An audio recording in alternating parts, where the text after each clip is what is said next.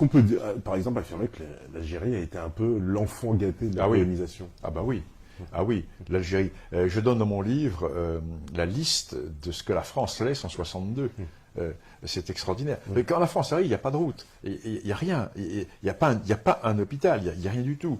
Il y a un seul dispensaire qui est fait par des religieux, je crois, à Alger, pour les marins qui viennent faire relâche. Mais il n'y a rien du tout. La France va tout créer. Tout créer. Les routes, les ports, les ponts, les tunnels, les aéroports, les écoles, les casernes. Les barrages, les voies ferrées, les tout. tout. C'est incroyable. Tout. Et d'ailleurs, tu démontres que une grande partie de la population algérienne, en fait, n'est pas forcément acquise à l'idée d'indépendance. Ça aussi. Mais non. Alors là encore. Là aussi, parce que là, il y a quelque chose à dire là-dessus. Alors là, c'est le grand mythe. Là, c'est un grand mythe, si tu veux. Que va-t-il se passer en 1962 ? Alors, je reviens en arrière. Qui prend le pouvoir en Algérie ? Pas ceux qui sont battus contre les Français. Les pauvres, ils sont morts. Il n'y a plus de combattants. La guerre d'Algérie est gagnée. Il reste quelques centaines de gars qui ne bougent plus dans les maquis. Ça a été liquidé par les opérations jumelles bien précieuses. Il n'y a plus rien. Il reste 30 000 hommes en pleine santé qui sont en Tunisie et au Maroc. Ce qu'on appelle l'ALN, l'Armée de Libération Nationale. Les combattants des frontières qui, eux, tranquilles en Tunisie et au Maroc, on ne les a pas vus. C'est eux qui vont prendre le pouvoir contre le GPRA et contre les combattants de l'intérieur, qui vont se faire voler leur victoire par Boumedienne, Ben Bella et tous ces gens-là. Ces gens-là n'ont aucune légitimité. Ils le savent qu'ils n'ont pas de légitimité. Donc, pour établir la légitimité, ils vont se créer une fausse histoire. On connaît bien ça, nous, en France, les faux résistants. Tu sais, on a connu ça en 1945. Tu sais l'histoire du général de Gaulle, qui passe en revue des résistants. Ils sont tous lieutenants-colonels. Tous. Il y en a un seul qui a un truc de lieutenant. Alors de Gaulle qui dit « Alors, mon vieux, on ne sait pas coudre ?» Bon, tu vois, c'est à peu près la même chose, tu vois. Bon, l'ancien ministre algérien, dont je n'ai plus le nom, mais j'en parle dans mon livre, disait là dans un article il y a peu de temps, l'État algérien à l'heure actuelle verse des pensions à 90 000 anciens combattants, moudjahidines, dont tout le monde sait que 95% sont des faux.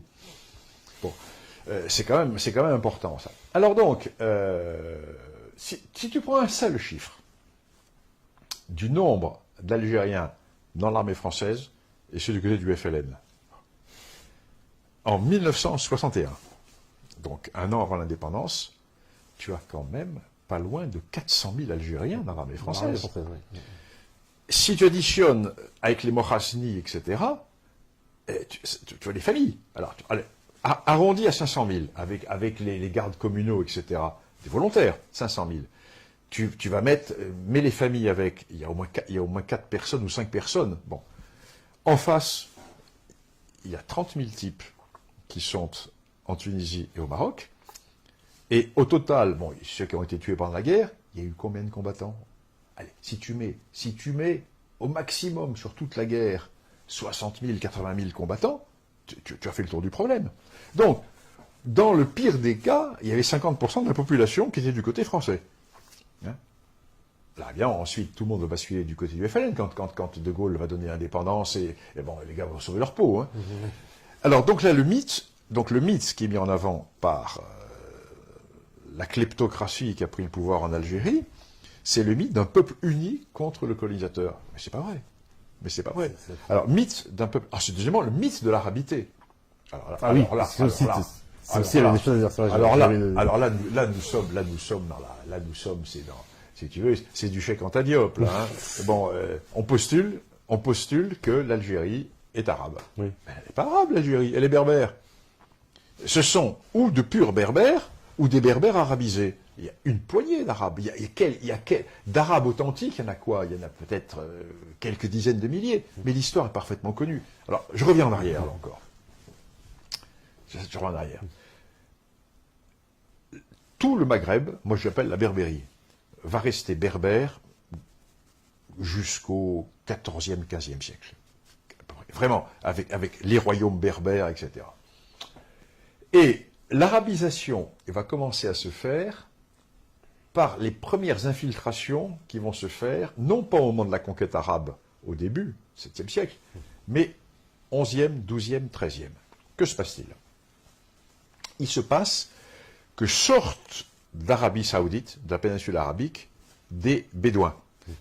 Tous les siècles et demi, tu as des tribus qui sortent, chassées par la péjoration climatique. Il faut voir que l'Arabie, c'est vraiment le désert de cailloux. Hein, Donc, et ces tribus, régulièrement, sortent, et elles vont se perdre au Moyen-Orient. Alors, elles vont se perdre vers l'actuelle Jordanie, vers l'Irak, vers toute cette zone-là. Et là, on est au 11e.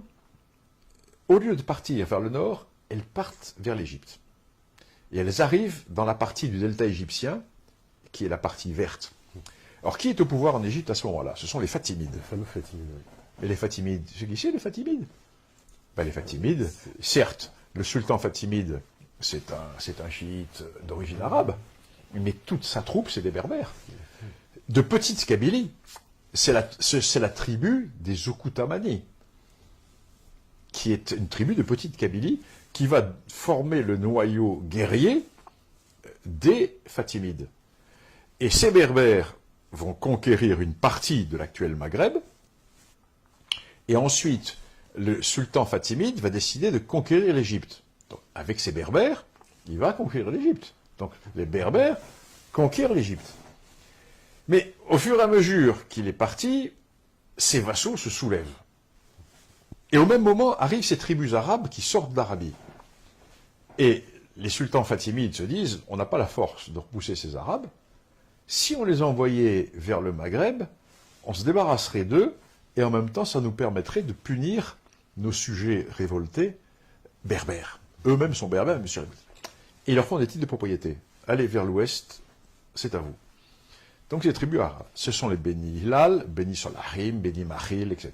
Toutes les tribus, on les connaît parfaitement. Et elles arrivent sur le Maghreb.